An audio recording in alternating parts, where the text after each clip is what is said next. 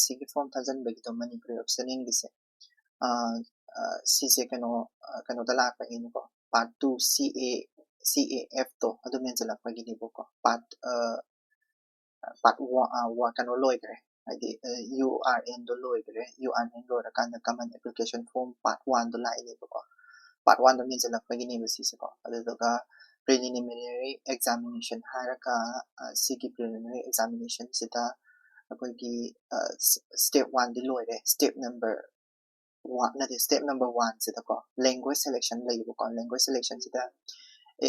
English ta tha ba yare ko English ta tha ba si paper 1 dagi na 5 hour di English ki or ni ko aduga paper 6 ka 7 is akogi kano do ni ko akogi optional paper do ni optional paper se kai no harakanda akogi Bengali haraga aigidi Manipuri optional gini ko ay ngasi video semi ko Manipuri optional gidi Manipuri se ani tho ebo ko literature of Manipuri Bengali language haiba ma aduduga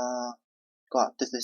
literature of Manipuri Meiteiyekki language haiba ma Meiteiyekki thaninga kadi Meiteiyekki se khanbiro ko natragana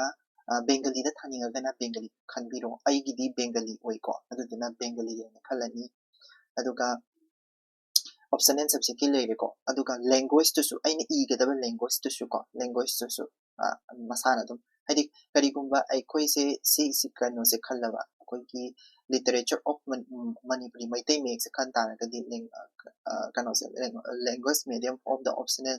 subjects for paper 116 English thar kani ko English aduga English ta irakani ba aduduga karigumba koi ki kanoda adi Manipuri Bengali de taragadi language medium for the optional subjects Manipuri Bengali or in ko adudana khallo hadi English ta thaba yadaba male ko hadi English ta question do pirakada language medium for optional subjects for paper 6 7 se English ta torokada male ko hadi Meiteiyekki choose to tabda English to ibida ko adudum tang haige na tawbani ko aduduna aiju pra confirm di Bengali khalaga Bengali di la aduga English khalaga kanogal Meiteiyekki khalaga di English ta la aduduna English ta irakata wa male question se ko adu tang haijani